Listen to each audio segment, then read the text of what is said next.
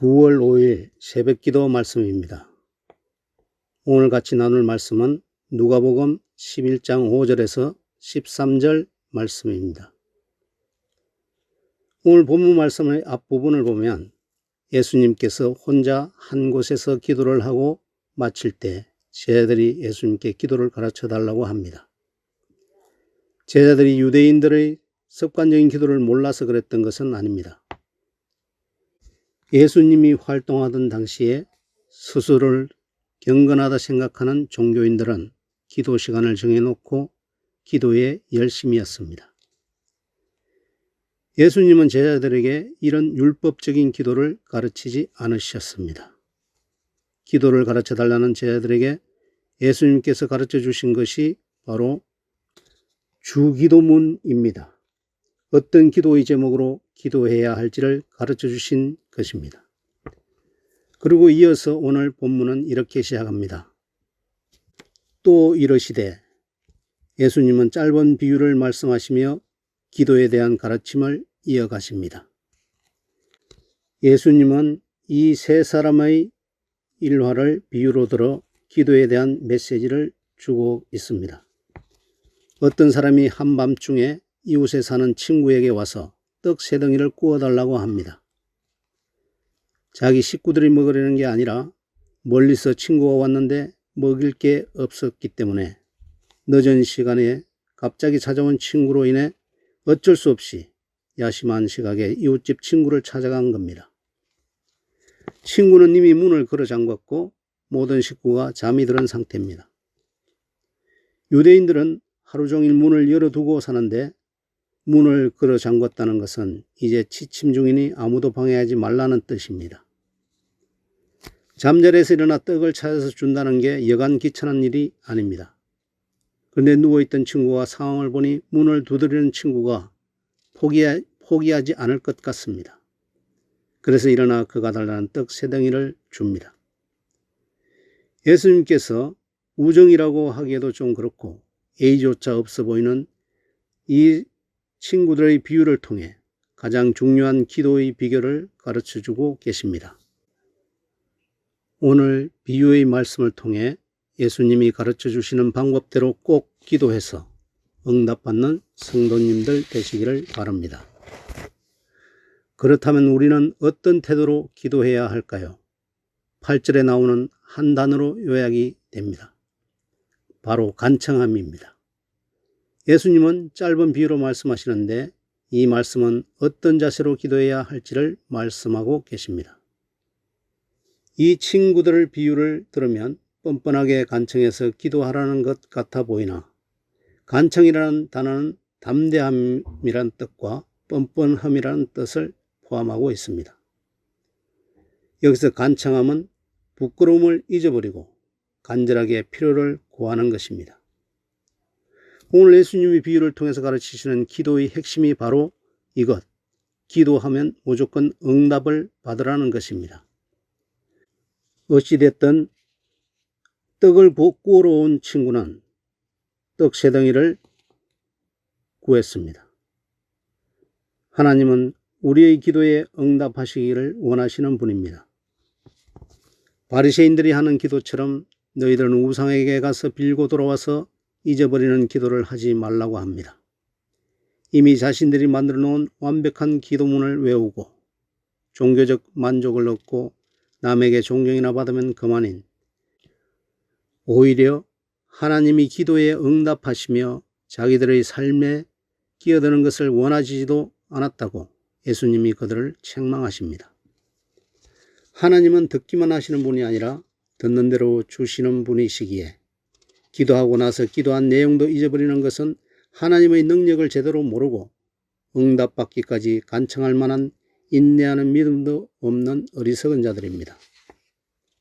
그냥 믿음 생활을 흉내내는 기도가 아니라 간청하여 응답받으며 사는 것을 예수님께서는 원하십니다. 요한복음 6장 24절에 예수님은 기도가 응답받는 거란 것도 모르는 제자들에게 지금까지 너희가 내 이름으로 아무것도 아니하였으나 구하라 그리하면 받으리니 너희 기쁨이 충만하리라 고 말씀하십니다. 이 약속의 말씀을 믿고 기도하고 응답받는 성도님들 되시기를 바랍니다. 그렇다면 예수님이 이 친구들의 비유를 통해 말씀하신 응답받는 기도의 비결을 살펴보자면 5절에 보면 그냥 떡이라고 하지 않고 떡 3덩이라고 말하는 것을 봅니다. 예수님께서 의도적으로 이렇게 말씀하신 것은 우리가 기도를 반드시 구체적으로 하라는 말씀입니다. 기도할 때 우리가 구해야 할 것이 무엇인지 정확하게 구하고 두리뭉실하게 구하면 무엇을 기대하는지 자기도 모릅니다. 혹시 하나님이 응답해 주셔도 그 응답이 하나님께로부터 왔는지 우연이 된 건지 확신하지 못합니다.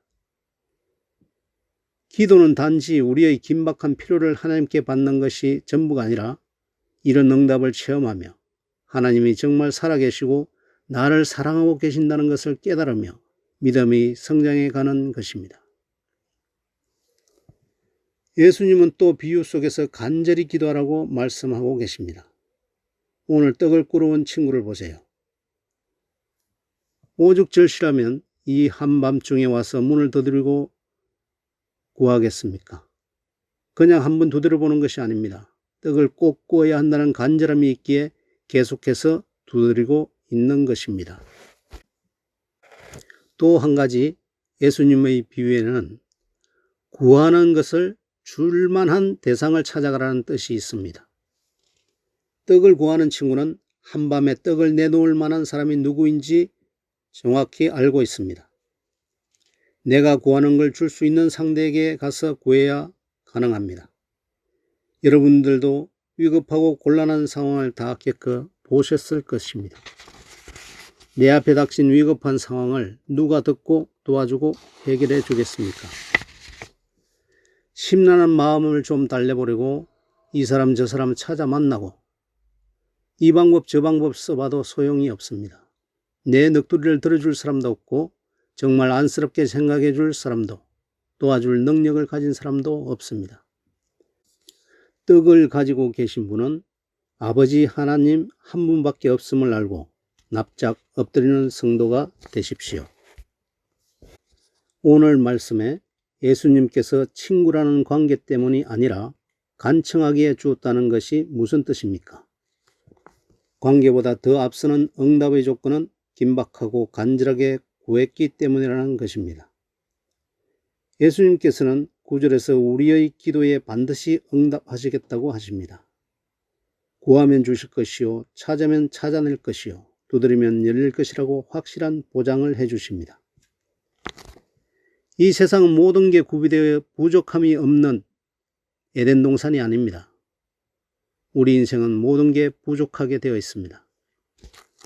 그렇다면 우리 인생에 필요한 것이 다 떨어졌을 때, 위기 상황에 놓였을 때 어떻게 할 것인지 말할 필요도 없이 하나님 아버지께 구하고 찾고 두드려야 합니다. 우리가 읽은 대로 하나님의 응답이 약속되어 있기 때문입니다. 정말 중요한 것, 정말 필요한 것은 원한다면 하나님께 구하고 찾고 두드릴 때 열릴 것입니다. 예수님께서는 어떤 조건을 두시지 않으십니다. 구하는 이마다 받을 것이요 찾는 이는 찾아낼 것이요 두드리는 이에게는 열릴 것이라고 하니 오늘 다시 한번 구하고 찾고 두드리는 믿음으로 약속된 응답을 받는 성도님들 되시기를 바랍니다.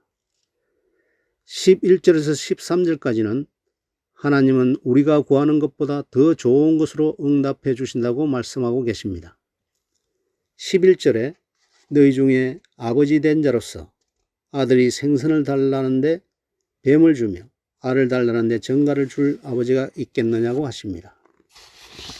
우리가 죄인이고 악한 자일지라도 자식에게는 좋은 것을 주려는 게 부모의 마음이라는 것입니다.